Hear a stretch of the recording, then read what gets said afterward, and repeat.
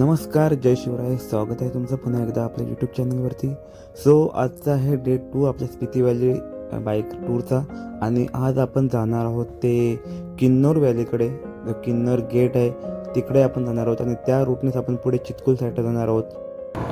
बरं आहे, जास्त गर्दी नाही ती, म्हणजे ट्रॅफिक नाही लागणार जास्त पुढे जाऊन. हां, कारण पाऊस पडल्यानंतर पुन्हा गाड्या स्लो चालतात ना, ट्रॅफिक त्याच्यामुळे जास्त वाढते. थोडं रिमझिम चालू आहे, पुढं कदाचित पडत असेल.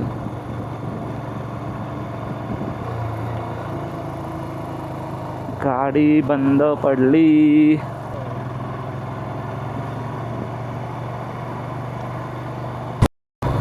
वाव, असे व्ह्यू असतात ना तेव्हा राईड करायला पण मजा येते.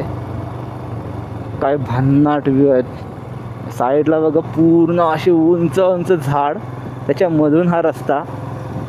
हेच फील करण्यासाठी तरी इकडे हिमाचलमध्ये यायला लागतं. खूप सुंदर. थंडी पण लागायला लागली, हातांना तर थंडी जाणवायला लागली. ग्लोव्ज काढले कारण ग्लोव्ज ऑलरेडी ओले झाले होते. मगाशी जेव्हा पाऊस आला तेव्हा लेदरचे ग्लोव्ज आहेत. एक आहेत माझे विंटरवाले, पण ना ते खूप टाईट आहेत ते, मग त्याच्यामुळे ते थोडं अनकम्फर्टेबल होते रायडिंग करताना. त्यामुळे जर ते एकदम एक्स्ट्रीम लेवलची जर थंडी असेल ना, त्यावेळेलाच मी ते ग्लोव्ज यूज करणार आहे. नाहीतर मग जे लेदरचे आहेत रेनॉक्सवाले तेच, नाहीतर मग विदाऊट ग्लोव्ज. तसे आम्ही बॅकअपसाठी जे डॉक्टरचे सर्जरीसाठी ग्लोव्ज वापरतात ना ते आणलेत, पण ते थंडी थोडीफार रोखते त्याच्यामध्ये, जास्त पण नाही. ते करू यूज त्याचं पण. आता थोडा वेळ गाडी दिली मी अनिकेतकडे. त्याची पण थोडी राईड करायची इच्छा आहे, त्याला थोडी राईड करायला दिली.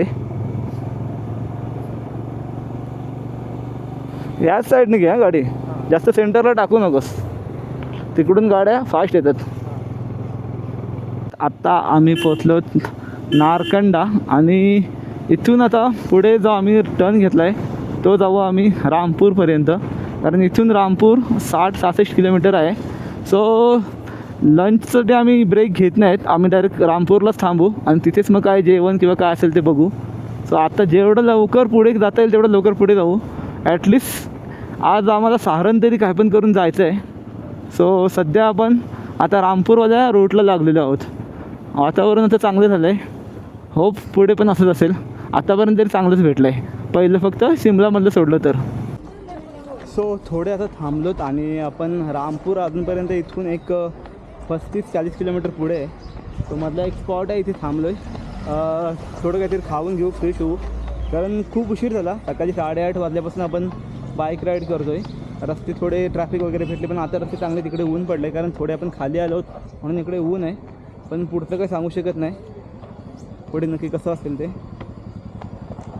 बघतो इथे आधी काय आहे का खायचं, नाहीतर मग पुढे जाऊ. कारण भूकसुद्धा खूप लागली, प्रचंड भूक लागली. सकाळी पण आम्ही निघालो, काहीच खाल्लं नाही आहे, चहासुद्धा घेतलं नाही आहे. आता नक्की कुठे थांबायचं हा प्रश्न पडला. इथे काय दिसत तर नाही आहे. पुढे बघायचं का? बघतो मग. फायनली एक ब्रेक घेतला आहे आणि आम्ही आता जेवायला बसलो आहे.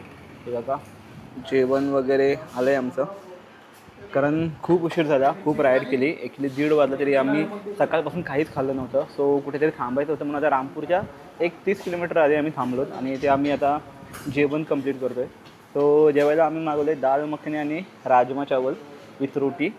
कारण इकडे नॉनव्हेज वगैरे जास्त भेटेल पण उशीर पण लागतो. पण लगेच जेवण पुन्हा पुढे पण आम्हाला जायचं आहे, म्हणून त्यामुळं थोडं काय होणार आवरून घेतो. कारण आता पुढचे आता तरी वातावरण चांगलं आहे, तर पुढे आम्ही जाऊ शकतो. जर पुढे वातावरण खराब जर पुन्हा कुठेतरी मध्ये थांबायला लागेल, म्हणून जेवढं लवकर अंतर कवर करता तेवढं कवर करू. तर आता जेवतो आणि नंतर मग पुढे निघू आपण.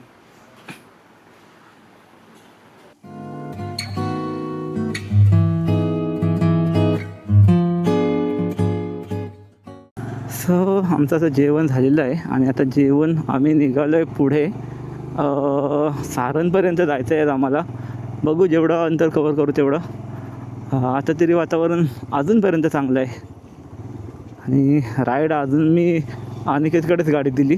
त्याची इच्छा आहे थोडी चालवायची, तर त्याला चालवले. आपण नंतर गाडी घेऊ. जेव्हा थोडे हार्ड रस्ते येतील किंवा डिफिकल्ट येईल तेव्हा गाडी मी घेणार.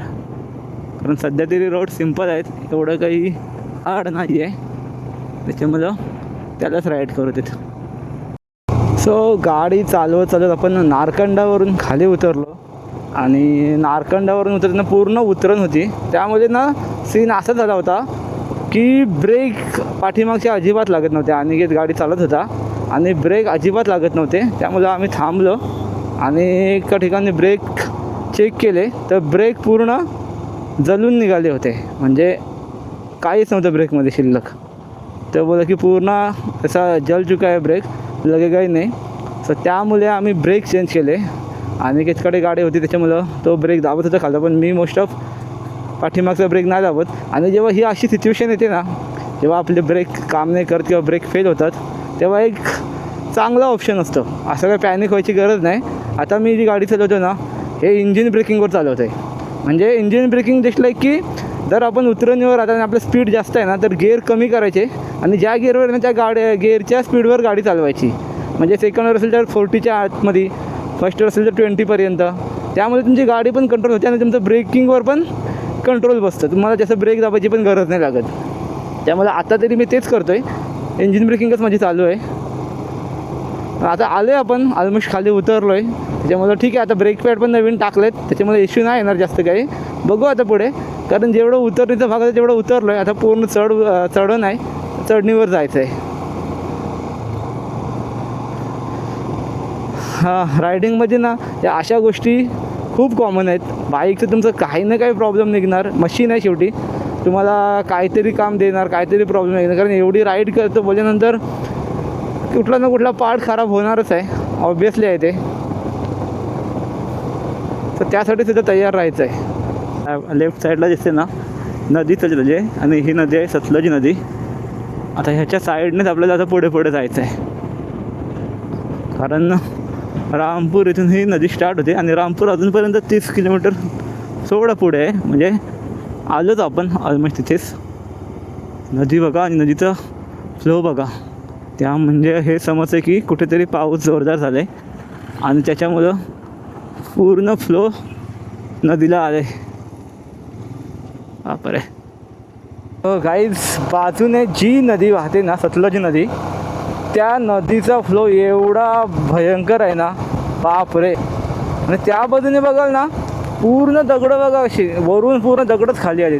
या बाजूने आहे ते, शपथ. रामपूर क्रॉस करून आता आपण झालोच पुढे कल्पा साईडला. बघू तिकडे जायला भेटते का, कारण आता मला अनिकेत बोलला की पुढे कदाचित एक्झॅक्टली त्याला पण नाही माहिती, पण किन्नौर गेट येईल पुढे, सारणच्या पुढे. सारण आता या इथून आहे अजूनपर्यंत एक 40 किलोमीटर, 40च्या पण कमी आहे. आणि ह्या रूटने येताना ना एक गोष्ट नोटीस केली की इथे जवळजवळ पेट्रोल पंप्स किंवा असे हॉटेल्स, जेवण्यासाठी धाबे वगैरे भरपूर काही आहे. त्यामुळं त्या गोष्टीची भीती नाही की इथे काय भेटणार नाही किंवा काही नाही. सगळ्या गोष्टीची व्यवस्था इथे भेटेल तुम्हाला. तुम्ही कधी पण या, कारण असे लोक राहतात, छोटे छोटे गावं आहेत, छोटी छोटी सिटी टाईप आहेत गावं ही. आणि तिथे बहुतेक म्हणजे सर्व सुविधा आहेत, जेवण खावणपासून तुमच्या गाडीचं काय असेल, गॅरेज वगैरे असेल, सगळं काय आहे इकडे. त्यामुळे ह्या गोष्टीचं काय याचं टेन्शन नाही. कारण आपण लडाख साईडला जेव्हा जातो ना, तेव्हा तिकडे 200-300 किलोमीटरपर्यंत काहीच नसतं, साधी एक झोपडीसुद्धा नसते. पण इथे तसं नाही आहे. इथे तुम्हाला दर 5-10 किलोमीटरच्या अंतरावर काही ना काही मिळेल. पण सध्या इथपर्यंत, आता पुढची जी आहेत एरिया, आपण जेव्हा चितकुलवरून सोडू पुढे जाऊ नाको वगैरे, त्या साईडला मग ते छोटी छोटी गावं असतात, एवढी सुविधा नाही भेटणार. ते आपण आता पुढे जाऊन आपल्याला कळेलच. तर पोचले आपण सारणच्या मिडल ऑफ स्टॉपला. आणि इथून सारणना पुढे 17 किलोमीटर आहे. पण आपल्याला तिकडे नाही जायचं, आपल्याला तिथे सरळ आपण चाललो आता पुढे चांगल्यापर्यंत जायचं आहे आपल्याला. तेवढं जरी गेलं तरी पण खूप आहे, कारण मग पुढे आपल्याला 2-4 जे आपले स्पॉट होते ते करता येतील उद्या सकाळी लवकर उठून. कालपासून गाडी चालवतो आहे, 4थ्या गेअरवर गाडी जात नाही, फक्त 50-60च्या पर्यंत. मग अशी चांगले रस्ते भेटते त्याच्यामध्ये 70-80च्या स्पीड मारता आला. कारण म्हणजे पूर्ण असे रस्ते आहेत, घाट रस्ते, की तुम्ही स्पीड वाढवू शकत नाही आहे. छोटी छोटी वळणं, लगेच छोटी छोटी वळणं, हे बघ, हे अशी छोटी छोटी वळणं कंटिन्युअसली आहेत. स्कूलवाली पोरं आहेत सगळे, स्कूलवाली पोरं. आणि हे पण चालत येतात. आय थॉट तिकडे स्कूल आहे यांचं आणि तिकडून हे चालत येतात. पूर्ण व्हॅली आहे ही, पूर्ण व्हॅली म्हणजे जिथून स्टार्ट केलं तिथून ते आतापर्यंत पूर्ण व्हॅलीमध्येच ट्रॅव्हल करतो आहे. असं कुठलाच मोकळा असा रस्ता भेटला नाही आहे.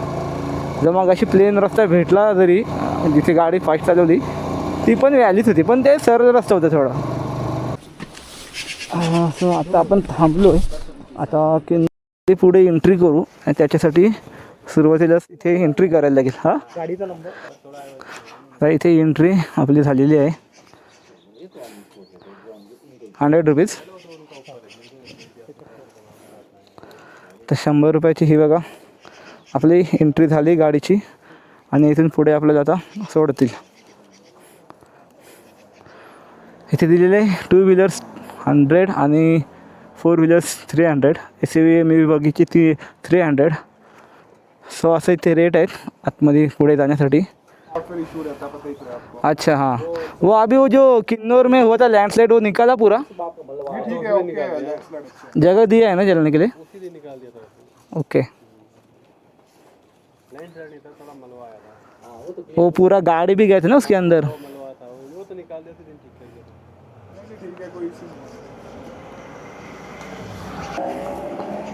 जायचं? अभी किन्नौर गेट कितना रहेगा यहाँ से? 1-2 किन्नौर गेट तो पीछे से रह गया।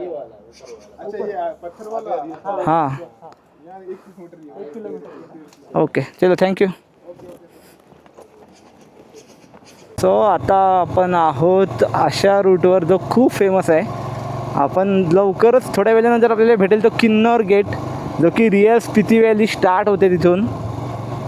सो हे बघा किन्नौर जिल्ह्यामध्ये आपका स्वागत.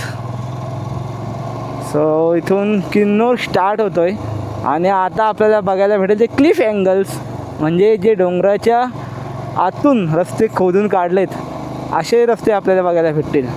आणि आता खरं ॲडव्हेंचर स्टार्ट होतं आहे, कारण आता जे रस्ते असणार आहेत ते खूप डेंजर असणार आहेत. खूप म्हणजे खूप भयंकर रस्ते असणार आहेत. त्यामुळे आता ड्रायव्हिंग खूप सेफली करावी लागेल, कारण फायनली नाही करता आम्ही इथपर्यंत आलो.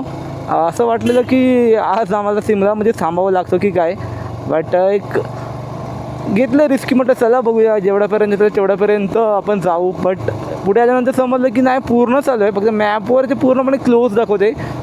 डायव्हर्जन घेऊन दुसरे रूट दाखवतात, बट इकडे बघतो तर काहीच नाही, कुठेच काही प्रॉब्लेम नाही आहे आत्तापर्यंत तरी. आय होप की पुढे पण काही नसावं. हे बघा, हे असे व्ह्यू आहे तिकडे, भन्नाट वाटते. याच्यापेक्षा भारी व्ह्यू आपल्याला बघायला भेटेल पुढे जाऊन.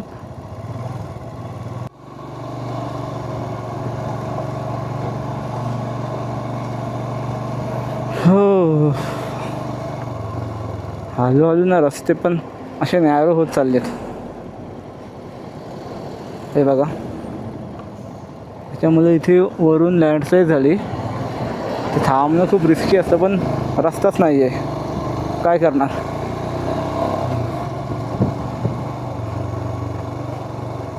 आणि इथे आपण आलो आहोत किन्नौर गेटजवळ. हा बघा समोरच दिसतोय आपल्याला किन्नौर गेट, वर्ल्ड फेमस. रस्त्यातून बघा, रस्ता बघा पूर्ण दगडातून कोरलाय. हे बघा, हा आहे स्पिती व्हॅलीचा एंट्री पॉईंट.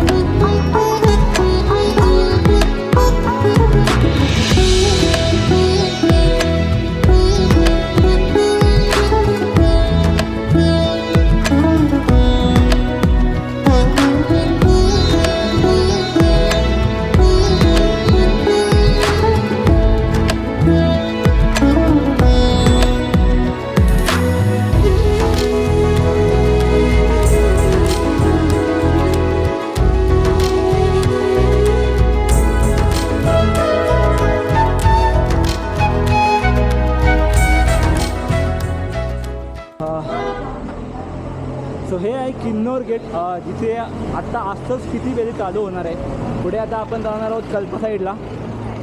बघू कल्पा किंवा चांगल्यापर्यंत, पण हा जो मेन अट्रॅक्शन आहे स्पितीमध्ये येण्याचा तो स्पितीमधून आता आपण पुढे जाणार आहोत. आणि इथला व्ह्यू वगैरे खूप छान आहे. खाली ना हे बघा पूर्ण खोल दरी. तुम्ही ड्रोन शूट पण बघितले त्याच्यात पण दिसतोय. पण छान वाटते. भरपूर पब्लिक आता वाढले आणि आता रश वाढेल, त्यामुळे आता आपण पुढे जाऊया.